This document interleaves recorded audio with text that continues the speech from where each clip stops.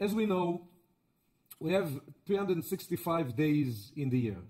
Each one of those days, what the Ari explains, there is a unique ability for the individual and for the collective to break certain type of klipa. Klipa is the term in Kabbalah we use for a spiritual shell. A shell, in a spiritual level, it's kind of a force that creates concealment. The light of the Creator is endless force. We experiencing life and our effort to increase our connection again with the divine energy, with the true essence of our soul, goes through a process of breaking through our different concealments. Each one of the days of the year, those 365 days, the Kabbalists explain there is a unique ability to break through certain type of concealment. Technically, the Ari explains that if we would be able to break through those concealments in each one of those days, in 1 year, an individual would be able to complete all of the task of their soul, and we would not need to live amounts of years that we hear. So we know the whole idea of the days of life is not just technically, physically going through life, but there is a meaning within each one of those days. More we become aware of, again, the unique ability, the type of the work that can be done, or the type of the energy that can be awakened in each one of those days, more chance basically we have to awaken this light and to remove different type of concealments from our lives, from our mind, from our process, and to increase, again, our connection with our true essence, with the light of the Creator. So, if you'd be able to kind of visualize 365 different pipes, different channels. So the Kabbalists reveal the secret behind each one of those channels, that our soul, again, can connect or reconnect, again, with the light of the Creator. The 14th day of the month of Pisces, the unique energy that the Kabbalists speak about for thousands of years, there is energy that flows in this day, that is related to the idea of certainty. Connecting, increasing, growing the energy of certainty, that when the energy of certainty grows inside of us, the effect will be removal of doubts. How can you remove doubt? If you deal with doubt in your life, and your way to try to eliminate or to overcome the doubt is by dealing with the doubt itself, as you already know, what you focus on is what expands. So if I focus on the certain doubt I have regarding whatever it is in my life, the manifestation will be increasing doubts inside of me. If I want to deal with the removal of the doubt, I will need to do something to increase the energy of certainty within myself. The second thing that I want us to be clear in the practical, again, level of what we're going to talk about, true certainty, it's an energy that manifests within the individual as energy of joy. When we're experiencing lack of happiness, the Kabbalists explain it is a direct effect of doubt. Happy is when you feel blessed. The moment that you are capable with all the good and the challenges of your life to feel how blessed you are. When you feel blessed, you feel joy, you feel happy. Doubt will be the opposite. Doubt will be affecting, again, the life of the individual, making the experience of life, not being able to feel how blessed we are. And what we would feel, it is just about how much we're lacking. So the Kabbalists explain that the idea of joy, which is a manifestation of consciousness of certainty, true joy, not a temporary one because I received something and now I'm happy, a true joy, the ability to recognize and to connect right now with the blessing in my life, true joy, considered to be a divine connection. Joy is not connected with having or not having. Joy is a spiritual, divine experience.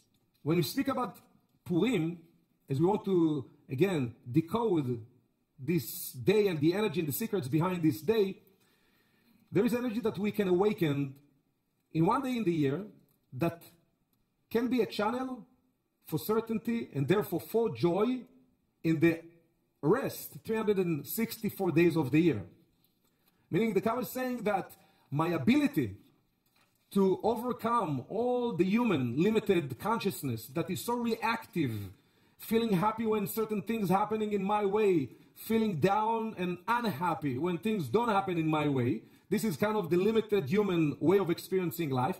Our ability to overcome that and to experience life from the divine connection point of view depends on the energy that we awaken and one can draw in this day of the 14th of Adar. Adar is the Hebrew name for the month of Pisces.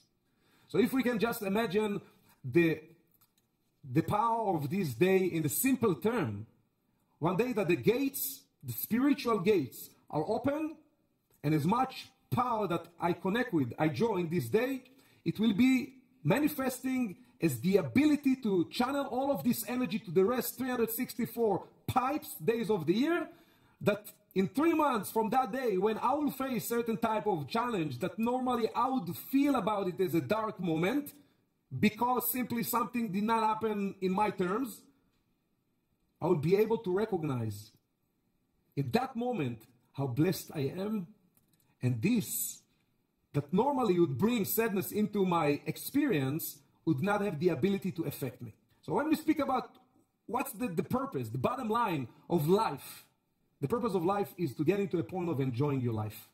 But in order to enjoy life, one needs to increase the level of the certainty inside of himself. As we mentioned at the beginning, joy is a direct effect of the level of certainty one grows within. When we realize that we are in the side kind of life, that the times that you feel that you are in a war, your mind is in a war, you're fighting against different things, challenges. When we're in those moments, when we do feel we're in the side of the war, and then the belief system internally will tell each one of us, I cannot be happy. How do you expect me to be happy when I'm fighting with this challenge in my life? We have a default, again, way of feeling and thinking and viewing and perceiving life. Challenge for us, equivalent, being unhappy. A difficult moment, equivalent in our experience to be unhappy. A moment, again, things not going on our way, equivalent to being not happy. And therefore we create condition with life. When those things will change, then I will be happy. How many of you have at least one clear idea about your life regarding to what I'm saying now? When this will change, then I will be happy. If we don't learn throughout life to be happy in where we are, it will not help getting whatever we want to become happy. Since, as we explained, happiness, true one, is not dependent on what we get or what we have or don't have. Happiness is just a result of a divine connection. Many times, again, we've heard in many of the different sessions that when we speak about the process of life, there is a divine energy, the light of the Creator, directing each step in the process. However, there is an element that exists in the human level that does not exist in any of the other kingdoms. When we talk about the animal kingdom, when we speak about the vegetation kingdom or the inanimate kingdom. And this is called free will.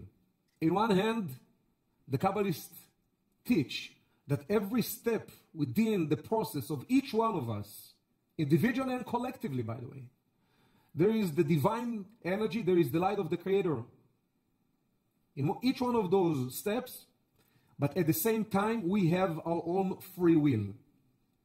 In every step of the process, we can open up the door for this energy to manifest, or we can shut down the door so this energy cannot manifest.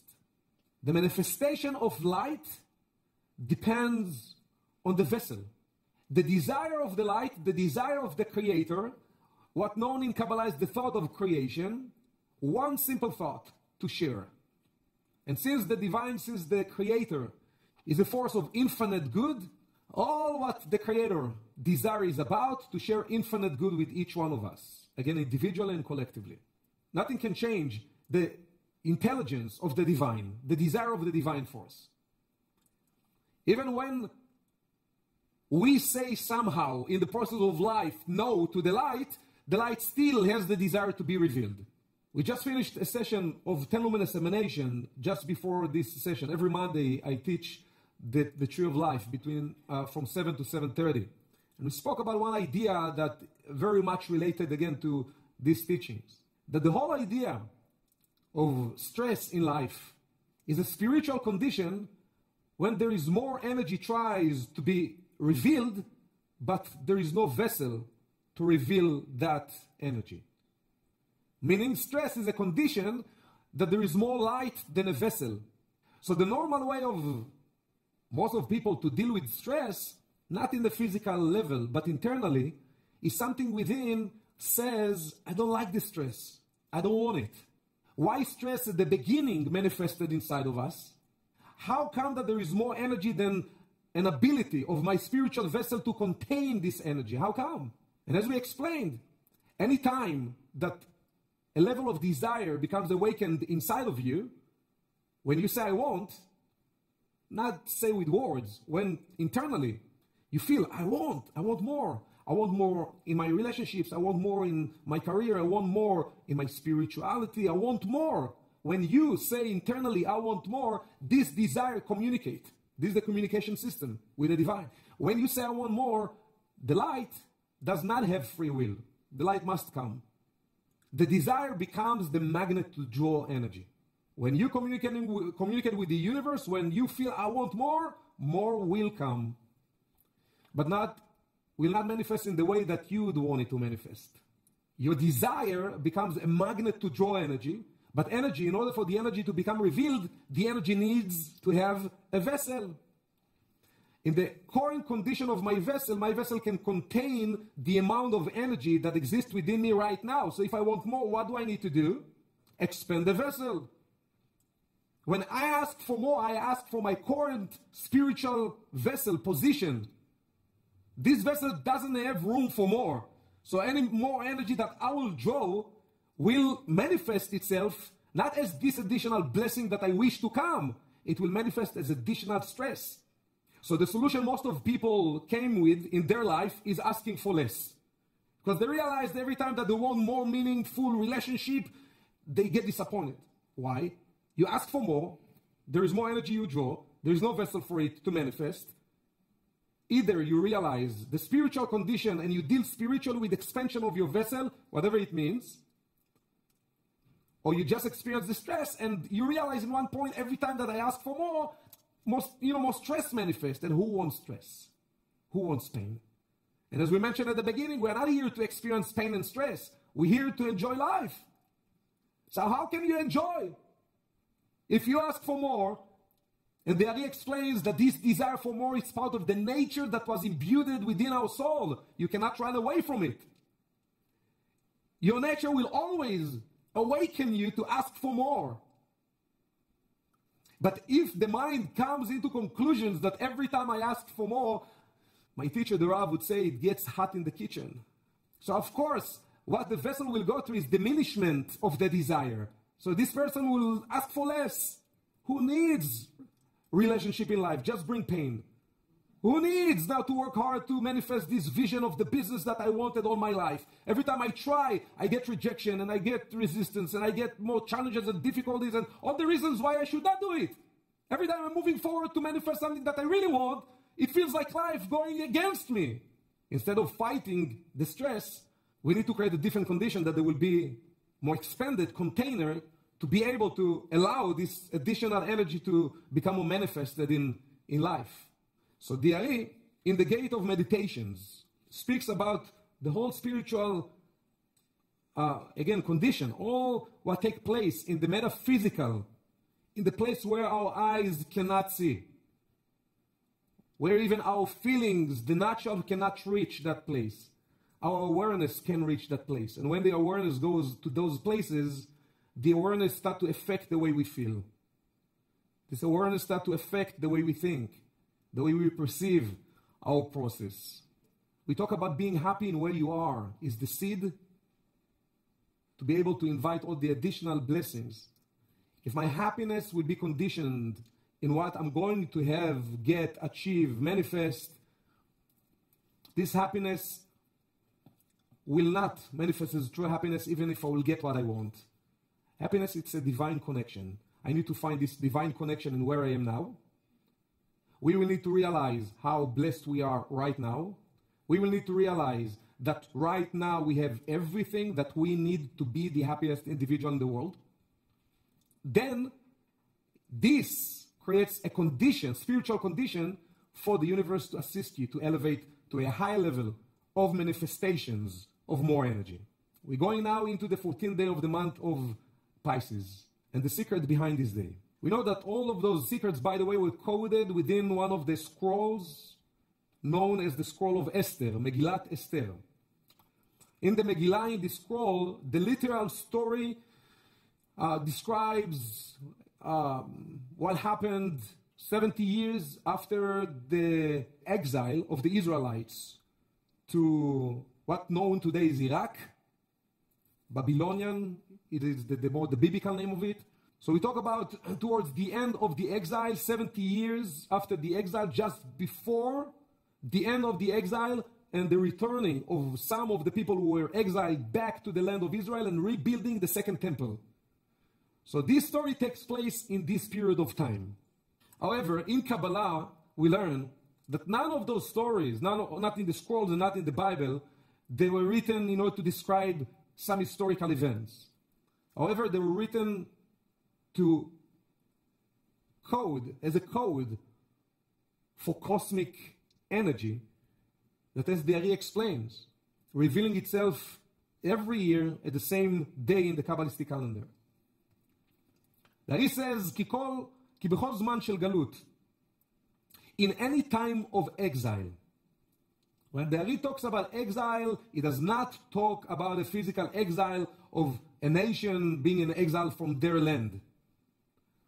An exile, this is a code name in the Zohar, in the writings of the Ari, and throughout all the writings of Kabbalah, for a spiritual, again, condition when we feel in exile, we feel disconnected from our strength. We feel disconnected from our true power.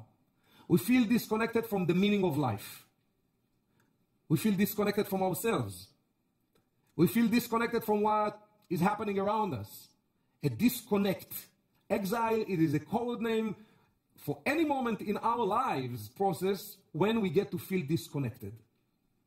So the Ari says that any time of exile, any time when there is this experience, this feeling of being disconnected, obviously when we are disconnected from the strength of our soul, from our true powers, of course our experience will be negative. עומדים זעיר אנפין אחור באחור. So any time of the exile, there are two levels in the tree of life, one known as Zeir Anpin, one known as Malchut. The basic spiritual structure is divided, as most of you know, to 10 dimensions, 10 sfirot. Those 10 sfirot are known also as 5 spiritual levels. How come? The first one is known as Keter, the second known as Chochmah, those are the names. The third known as Binah, the fourth one known as Zeir Anpin. Zeir Anpin in Aramaic means small face. Zeir Anpin is including within it 6 dimensions, Chesed, Gvura, Tiferet, Netzach, Hod, and Yesod, and then we have the Malchut. We now talk about the basic spiritual structure of reality. Keter, Chochmah, Binah, Zeir Anpin, and Malchut. The dimensions that we communicating with energetically, without even noticing, without knowing, without being even aware of it, there are 2 spiritual dimensions known as Malchut and Zeir Anpin. Even though the word Malchut, or the name of Malchut, is being used very often to describe this world, but we don't talk about the physicality of this world. We talk about the spiritual side of this world. The spiritual side of this world, Malchut, is like the moon. The moon does not have light of itself. The light that being shown from the moon, a little kid would look at the moon and they will think, there is light that comes out of the moon. The same like there is light comes out of the sun. But we know that the moon does not have light of its own. Malchut, which the spiritual, again, reality of this world does not have light of its own. The light of this world, fulfillment of this world, is coming because of a connection of this world with the upper world known as Zeir Anpin. Zeir Anpin would refer, again, to the energy of the sun. Not to the physicality of the sun, to the energy of the sun. The sun is the source of the light. The moon is just a vessel, just an effect. Without the sun, the moon will be always empty and dark. This world, our world, will be empty and dark without being connected with the upper world known as Zeir Anpin. So the levels that we deal with is Malchut and Zeir Anpin and the unification between them. So when the Malchut, our vessel, our consciousness is unified with the upper world known as Zeir Anpin, we experience light. When our vessel is disconnected from the upper world, from Zeir Anpin, we experience darkness. Any moment when, as humans, again, we're all going through different challenges that do affect us, regardless to how spiritual we are. Simply because we all have room to grow. So we all have process. Different process, but we all have process. When we go through a moment that our experience of the moment is dark, is negative, the universe doesn't work for me, doesn't work with me, I don't see how things are going to change. When we're going through a moment of experiencing darkness, what does it mean about the spiritual condition of my consciousness? Is it connected with the upper world or disconnected? So that moment, my experience is an effect of a disconnect between my consciousness and the source of the energy, the divine, in a level known as Zeir Anpin. So what is the issue at that moment when we do experience challenge, when we experience a dark moment, when we experience doubts, when we experience fears? What is the real issue? Is a disconnection. Something is not connected in me with the upper world, with the level of Zeir Anpin. And therefore, there is no energy that can flow. If I would be able to open up the gate to allow the energy to flow, it will be a moment when I realize, oh my God, this is not a big deal. Oh my God, if I would be able to see what I see now, 2 years ago, my choices would be different. Oh my God, this moment of oh my God? What happened in this moment of oh my God? Your IQ just elevated to another level? Is this what happened? The IQ does not really change. I didn't become smarter than the way I was 2 years ago, with my new ability now to be clear about something that I couldn't be clear before. So what happened? If it wasn't a change in the level of the IQ, something happened, that a door was opened that allowed a new level of connection between Malchut and Zeir Anpin to happen, and then the light, the energy can flow. When the energy flows, the light comes in, I can see.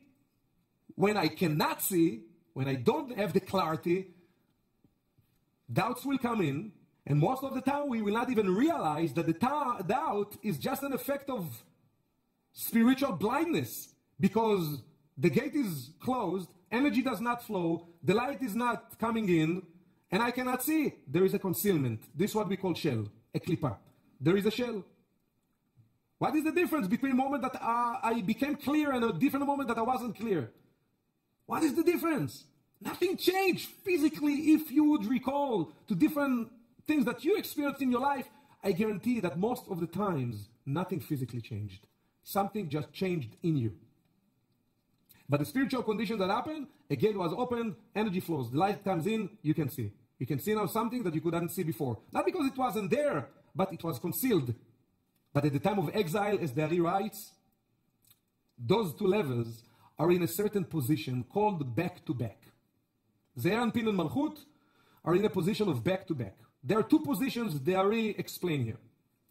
One called face-to-face, even though there are more positions. But here he just mentioned two positions. One position called face-to-face, when Zeir Anpin and Malchut are in a position of face-to-face, which means there is a constant flow of energy. When there is constant flow of energy, you might still go through different challenges, but you feel your strength. You feel the power in you. You feel that you are capable to overcome it. You feel that this challenge is going to take you to a higher place. This challenge is not taking you down. Back to back, will be Zeir Anpin and Malchut in a complete disconnect. There is no flow of energy. So I'm going through the challenge and it feels dark. I don't feel that it is for the good. I don't feel that it is there to help me to change and to elevate and to grow. I don't feel all of those things. I feel the opposite. Face to face versus back to back. At the time that the exile, the Zeir Anpin and the Malchut are in back to back position. So this world is a world of concealment. So even at the moment that we would experience face to face connection, there is obviously a greater level of experiencing the connection with the light. When you go from one level to another level, you have to go through a certain type of exile. And there he explains why. Why it has to be this way. Why many times, we speak about the whole idea that before great revelation of light, there will be a phase of darkness. It's simply because what we explained at the beginning. Before additional energy can manifest in the reality of the individual or collectively of the world, there has to be an expansion of a vessel. What happens when the light comes before the vessel is ready? Stress. So we would experience this positive divine power in a negative way. And when we experience the light in a negative way, it feeds the negativity inside of us. It doesn't help the vessel to grow. It will make the vessel to diminish. So when the vessel is in a back-to-back, and it's a must phase that we all need to go through, regardless to how spiritual we are, there has to be back-to-back phase. It's part of the process of the expansion of the vessel in order to reveal energy that is concealed at that moment. So in one hand, one needs to realize that they have everything they need to be the happiest individual in the world, right? At the same time, we need to develop an awareness that there is greater level of experience of life than what I experience at the moment, without feeling the lack. You're in one phase in life that you feel great, things flow amazingly, but you can see the next phase, and you're so driven to get there. One way. A different moment in life, we are not excited. We are not connected with the blessing that exists in our life. And we want the next thing because we're coming from a place that the drive behind the desire is lack. Where the desire comes from is very important for how the process eventually will manifest itself. Wherever we are right now, with the amazing blessings that we have in our lives, that one level of work is to recognize your blessings, but another level of work is don't compromise for less than what your soul came to achieve in this world. Because at the soul level, we're here to allow more energy to manifest. And any energy you allow to manifest within your life is additional blessing you draw for the collective, for the world. So it's more even as a spiritual responsibility for each vessel to manifest those blessings. Between each level, there is a shell that we will need to break through, to remove concealment between different ways, levels of energy, to make an energy that is in concealment right now to become revealed in your life. As a person in their own process, and the universe knows exactly when is the right time, it is not up to me and you to choose, now I'm ready to go to the next phase.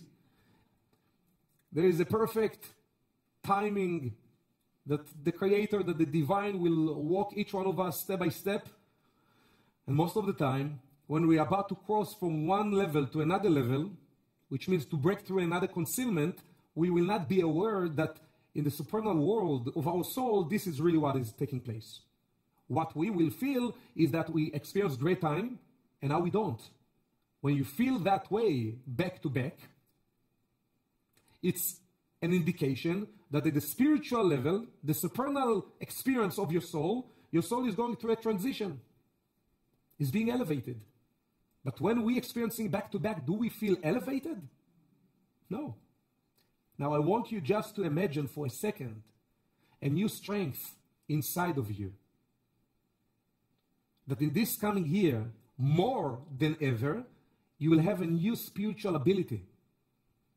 That when you about to cross from one dimension to another dimension at the spiritual level, you will have a gift to be able to see, to experience that what you're going through is not diminishment of energy, It's a process of elevation, turning it around. Turning this, again, natural experience that we have when our soul goes from one level to another level, from one phase to another phase. Our soul has to go through a back-to-back, since there is a concealment that we need to break through. But as I go through the back-to-back, I'm capable to keep my experience positive. For most of us, it is kind of a concept that is beyond our, again, mind capabilities. How can I go through a moment that physically I'm experiencing lack or I lost something that I had, and I can feel in those moments elevation. The Ari writes, "V'hine kasher rotzim lahzor panim bepanim." What happens when at the soul level we're going through back to back into a position that this is the whole purpose, to get into face-to-face revelation? There are two things that will happen. צריך שתקדים בחינת הפלת הדורמיתא על זעיר אנפין. The Ari describes kind of a spiritual surgery that is taking place. Dormita, those of you who speak a little Spanish, you know dormita comes from the word sleep, right? This is the word that the Kabbalists use to describe a deep sleep in a spiritual level. So the first thing that will happen, it will be dormita upon Zeir Anpin, which means there will be kind of a phase again, that energy will go to sleep. We will feel it is not there. כדי שתעשה הנסירה. So the first, I said there are two concepts, right? So one is the dormita, which is a deep sleep. And the second one called nesira, which literally means sowing. Those of you who studied some deep ideas about Rosh Hashanah, this is something the Ari explains about Purim. Sowing, like you're cutting something. So one is the dormita, and the second one in Aramaic Hebrew called nesira, which means the cutting, the sowing. This is something that the Zohar explains thousands of years ago, right? The Zohar thousands of years ago, this is from the 16th century. But it's exactly like when someone needs to go through kind of a surgery. If somebody needs to go through a surgery with full anesthesia, what the doctor will do before he cut the body, sew the body, he will put the body under dormita, under deep sleep, not a regular sleep. If a person just asleep and there is a cutting, the person will wake up from the pain, right? But there is a way to put the body, the whole system of the body, completely numb. When the body is numb, the body doesn't care of the doctor cutting it. The body does not feel the pain. When the body does feel the pain? When there is awareness within. If through the anesthesia you are capable to disconnect the awareness from the body doesn't mind to be cut. The awareness is there and pin. So the awareness is, again, is going to a different place. Moving to a different place from being inside of the body. And now the doctor can cut the body, and if there is something to clean within the body, he can clean the body, and then he can put it together, and then you can awaken the patient. This is the process the Ari explains. Again, the Zohar talks about it thousands of years ago. In the spiritual level. In spiritual level, before you move to your next phase, you will have to go through a process of dormita. Something will be numb in you, spiritually, in order for the procedure to happen. But what happens in this procedure, it is part of the free will. This is where the free will is taking place. Because we can resist the change, or we can understand what is truly taking place in the spiritual level of our soul and elevate. The first step that will happen in any time of our lives, when there will be the right timing, again, from the soul perspective, the divine energy for a breakthrough, there will be a dormita, something in us will fall asleep, and the second thing will happen, then the procedure can happen, and only then the vessel can go back into a phase of face-to-face, a new level of revelation, a new level of understandings, a new level of clarity, new levels of blessings that can dwell within our lives. This is what the Ari says, הנה התחלה זו עניין הדורמיתא שנסתז בימינו, וזה סוד הצרה העצומה שהייתה אז לישראל. This is why before great revelation of light, there has to be a phase of darkness. There has to be a phase of darkness. The Ari writes, וזה עניין מרדכי והערתו. In the scroll of Esther, one of the heroes called Mordechai. Mordechai in Aramaic means the light of wisdom. Mordechai, the name itself in Aramaic means the light of wisdom. More, it means light in Aramaic. Dachya in Aramaic is connected with the wisdom, the light of wisdom. Chochmah and Binah in all the writings are called as well the father and the mother. Abba and Ima. Father and mother. Those are the sources of the energy for Ze'er Anpin and Malchut. We're experiencing Ze'er Anpin and Malchut. However, those levels, Ze'er Anpin and Malchut, getting the energy, the nourishment, the spiritual power from the levels known as Abba and Ima, father and mother, Chochmah and Bina. Now, when Ze'er Anpin gets into Dormita, the Malchut level is not under Dormita. The light of Chochmah and Bina, which are the sources for Ze'er Anpin and Malchut, since Ze'er Anpin is no longer there, went to sleep, where all the light of Chochmah and Bina goes? To the Malchut. To the Malchut. Now we talk about a very strong infusion of energy that goes into the Malchut. The Malchut will be again the vessel. So what happens when the consciousness is out? Because they haven't been elevated. What happens now? What happens with the Malchut level, with the capability of life, the vessel of life? Now it starts to be built to the new phase, to be expanded. What happens when we're going through those moments that our mind tells us, it's so dark, it's so negative, I wish it would change? At those moments, your vessels start to become expanded. The light of Chochmah and Bina nourishing directly the Malchut. But the Malchut cannot experience that light. The Malchut can experience that light of Chochmah and Bina only when the Malchut is unified with Ze'er Anpin. I know I'm getting technical, but this is what the Ari explains about the whole spiritual structure. So when those very powerful infusions of light gets directly into the vessel, when the vessel is not connected with the upper level of Ze'er Anpin, we will not be able that moment naturally to see it as a blessing. But what really happens inside of us? A new phase of our vessel is being structured. This is why when you go back into a moment that wasn't so good in your life, and you look back into the present, many of those moments, you will say, this uncomfortable time of my life designed who I am today. How many of us heard about this before? How come? This is not a psychological thing. Because people can get stuck in darkness for 50 years and not moving on. Those infusions of light now gets directly into the Malchut and start to expand the vessel to get ready for the unification with the level of Ze'er Anpin and to experience the new phase of life with less concealment. With less concealment. The Ari says, Ze'arat Mordechai, this figure, right? This one called Mordechai in the scroll of Esther, we don't talk about this individual. If we will understand the root of his soul and the reincarnation, he was King Saul in another lifetime. But there he goes into the root of the soul. We don't talk about Mordechai who lived 2,000 years ago. We talk about energy. Each one of us is a channel to reveal different type of energy. The soul, the root of the soul of Mordechai, as Dari explains, is the code for the energy of the Arad de Chochmah, of the light of wisdom, more specifically, Yesod de Chochmah. So I don't want to confuse you too much. At least I don't want to confuse you more than what I confused you. But there are subdivisions, okay? Without getting to the divisions. Netzachot Yesod of Chochmah and Bina, and there is the Yesod of each one of the levels. We'll not get into the whole structure. However, at the time of the Dormita, and when the infusions of those highlights, energies, getting into the Malchut to build the new structure of the vessel, there is one aspect of the light from Chochmah that the Malchut, because it's limited, cannot truly handle. Which aspect of the light? This is what known, coded in Kabbalah as Yesod, the level of Yesod of Chochmah. The level of Yesod of Chochmah is type of light that this is what it takes in order to reveal light in the darkness. We need to tap into Yesod de Chochmah, the specific level of energy.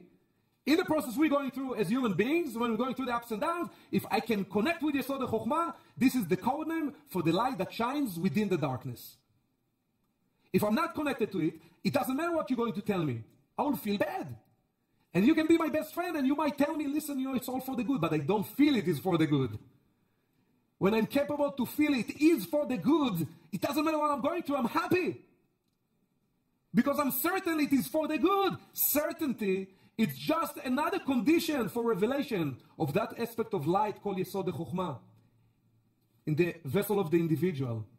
There is one day in the year that this light shines without limitations. This is the day of Purim. Why do we connect with Purim? There is a great party taking place here, and there is great food, and we're having a great DJ, and we're having like a big celebration here. Why a Kabbalist would do this celebration? This is not like another club, right? Even the parties that are combined with very high elevated consciousness, at least from our point of view. I'm not saying everyone who comes to the party comes from that place, right? There are people that come to that. We are not like checking the level of consciousness of people before they're coming to the party, right? The doors are open. But I'm saying if we will realize what we are capable to draw and to awaken inside of us in that day, it doesn't matter, trust me, it doesn't matter what one goes through. There will be tremendous amount of happiness that will be awakened inside. Because that connection with this spark of light, coded as Yesod Chochmah, this is the spark that will give each one of us all the ability throughout 364 days to be able to plug into light within moments that seem to be dark. There are three things that the Ari says. One should, or can, I don't want to say should, because we should not do nothing, anything in spiritual level. When we do something, it should be from a true desire. But three things one can do in order to enhance the connection with this level of light. Every year in the 14th day of the month of Pisces in the Kabbalist calendar, in order to connect with this light, enlightenment, this light that is being awakened, there are three things one can do. The first one, which is a simple thing, it's called Kriyat Megillah, the reading of the scroll itself. So the scroll itself, those who joining our connections, there will be one person who is literally reading the scroll, and the rest making the connection by listening to it. The word scroll in Hebrew, called Megillah. Megillah in Hebrew comes from the word Gilui, which means revealment. Again, the main character in the Megillah is called the scroll of Esther. Esther. Those of you who wondered why Esther, beside of Esther, was reincarnation of Sarah the matriarch, the name Esther in Hebrew means concealment. The word itself means concealment. Megillah, which is scroll, Esther, which means concealment. Megillah, it means scroll, but it means revealment. Revealing the concealed. Megillat Esther, what any person who knows a little bit about the Megillat Esther will tell you this is just a scroll of Esther. No, this is revealed the device to tap into the Yesod of Chochmah, revealing, drawing, awakening the soul ability to reveal the concealed light within every moment for the coming year. So the first connection, it is the reading of the scroll, listening to the scroll, obviously with the meditations, and we guide our students with the meditations throughout the entire reading. By the way, it's the only scroll that the name of God does not appear. If you read the scroll from beginning to end, you'll not be able to find the name of God. But this is what people who don't study Kabbalah would think. Because all the names of God are being concealed within the scroll. And every time we're getting into a name of God that's being coded within the scroll, we pause, we meditate to awaken that unique energy, this unique light. So the first connection that Ari is talking about here is the scroll, the connection with the scroll that we're going to read here. The second, בחינת ב' היא כאחר שנגע פרצוף אחר עצמו על ידי הצדקה והמתנות לאביונים. The second thing is connected with this is a day that he says, which is a very powerful day, more than any other day of the year, to give charity, especially to poor people. There he says that this is one day of the year that one should not say no to anyone who opens the end and asks for charity. There he says that in this day, since this level of light, Yesod Abba, is in revealment, is in complete revealment, doesn't happen in any of the other days of the year, not in Rosh Hashanah, not in Yom Kippur, not in any other day of the year. So this energy is being revealed without any condition to the spiritual level of the individual. When a person gives in this day, and especially to poor people that he mentions, without thinking, without conditions, not conditions in the amount, to give something. But when the person gives from the heart in this day, without calculating, is this deserved, doesn't deserve, no, if somebody asks me, I should give. Why? Just to plug into the same frequency that exists in the universe in this day. The universe now gives me spark of energy that I never earned. It's not because I deserve. It's just a day that there is this gift. When I give without conditions, I kind of imitate this frequency and allow this energy to become more revealed. And the third one, לעשות סעודת פורים משתה ושמחה. The third one is to have a feast, to drink. It's the physical connection of Purim. Since the physical, why it's so important? Why Dari would mention something like that? Because after all, we're physical individuals, and we do need physical instrument to allow, again, this energy to manifest. So the food drinks is not just the physical thing for our body, but it becomes a spiritual instrument to allow this energy to flow into our essence. And the most important thing is simcha.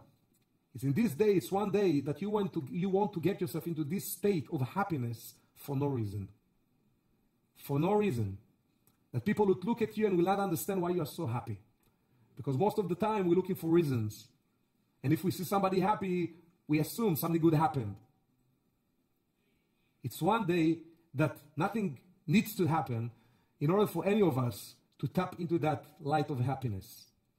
And this is one day in the year that we can connect again with this spark of energy coded as Yesod Abba that can sustain our connection with the light in any moment of darkness that we normally would experience as darkness throughout the next 364 days to elevate our experience in our life. This is the bottom line. Elevating the experience of life. We're here to feel and to experience joy. Thank you so much, everyone.